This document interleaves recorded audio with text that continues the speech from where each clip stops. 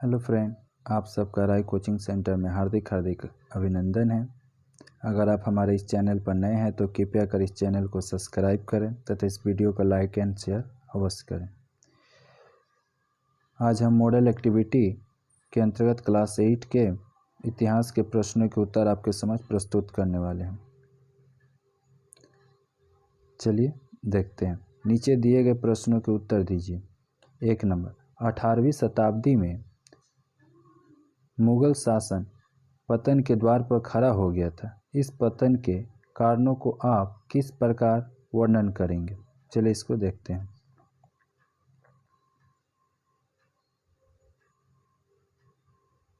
तो 18वीं शताब्दी में मुगल शासन पतन के द्वार पर खड़ा हो गया था।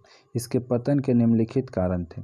पहला था विशाल साम्राज्य और केंद्रीयभूत शासन। ठीक। औरंगजेब के युग में आवागमन के साधनों का विकास नहीं हुआ था। उसकी शासन व्यवस्था पूर्ण रूप से केंद्रीयभूत व्यवस्था थी और शासन की समूची शक्तियाँ उसी के हाथ में थी। दूसरा पॉइंट है औरंगजेब की हिंदू विरोधी नीति। औरंगजेब ने अपने हिंदू विरोधी नीति के चलते साम्राज्य के निष्ठावान लोगों की एक बहुत बड़ी ताकतवर जमात को मुगल साम्राज्य का कट्टर दुश्मन बना दिया। तीसरा पॉइंट है औरंगजेब के दीर्घकालीन युद्धों का अर्थव्यवस्था पर प्रभाव। औरंगजेब अपने जीवन के 50 वर्षों तक निरंतर युद्धों में लगा रहा। इन युद्धों से साम्राज्य के धन जन की अपार हानि हुई। और चौथा पॉइंट है सरदारों का विद्रोह। मुगल दरबार के सरदारों में तुर्क, ईरानी एवं हिंदुस्तानी एवं कई जातियों के लोग थे। इन सरदारों की आपसी गुटबंदी और बढ़ी हुई ताकत का नतीजा हुआ कि परवर्ती मुगल सम्राट उनके हाथों की कठपुतली बन गए थे। पांचवा पॉइंट है अयोग्य उत्तराधिकारी। औरंगजेब के बाद जितने भी शाहजादे यानी दिल्ली के बादशाह हुए वे अयोग्य तथा निकम्मे और घोर विलासी निकले। मुगल साम्राज्य का बोझ संभालने की ताकत उनके कंधों में नहीं थी। उपयुक्त कारणों के अलावा विदेशी आक्रमण भी मुगल साम्राज्य के पतन का एक प्रमुख कारण बना। अगला क्वेश्चन है भूमि सर्वेक्षण तथा राजस्व निर्णय के संबंध में ब्रिटिश ईस्ट इंडिया कंपनी द्वारा उठाए गए कदमों की एक तालिका तैयार करें। तो भूमि सर्वेक्षण एवं राजस्व निर्णय के संबंध में ब्रिटिश ईस्ट इंडिया कंपनी द्वारा उठाए गए कदम निम्न हैं। पहला, रॉबर्ट क्लाइव ने 1760 ईस्वी में जमीन की जरीन यानी कि मापजोख के लिए माप विशेषज्ञ की खोज की और फैलेकेंडर की पहल से 24 परगना में जमीन माप का काम शुरू किया।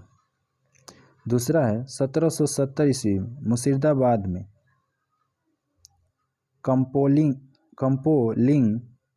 काउंसिल ऑफ के रेवेन्यू नाम से एक कमेटी का गठन ईस्ट इंडिया कंपनी द्वारा किया गया जो राजस्व संबंधी विषयों की जानकारी रखता था।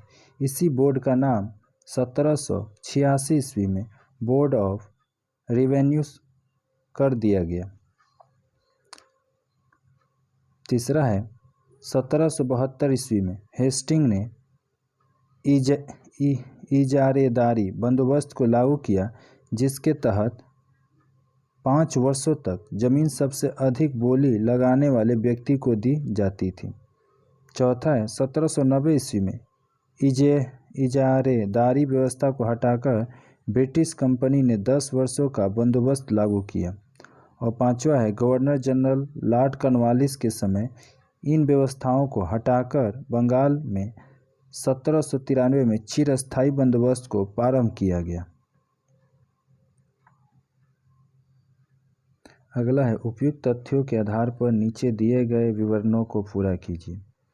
एक साइड में आपका गवर्नर जनरल समय और प्रभावित समय और मूल नीति है। दूसरे बॉक्स खाली है अधीनता मूलक मित्रता नीति।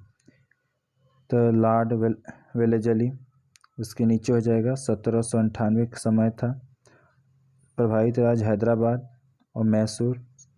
हैदराबाद का 1798, मैसूर का 1799। और उधर में आपका हो जाएगा तीसरा बॉक्स में लॉर्ड डलहौजी 1848। पहला है सतारा 1848, जैतपुर 1849। चलिए उसके हम मूल नीति।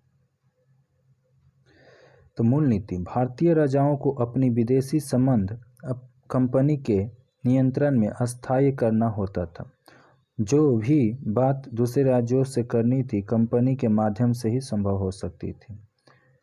उस साइड में देखिएगा, यदि किसी भी रियासत के शासक की मृत्यु अगर संतानहीन होता है तो उस रियासत को ब्रिटिश सरकार अपने अधीन कर लेगी।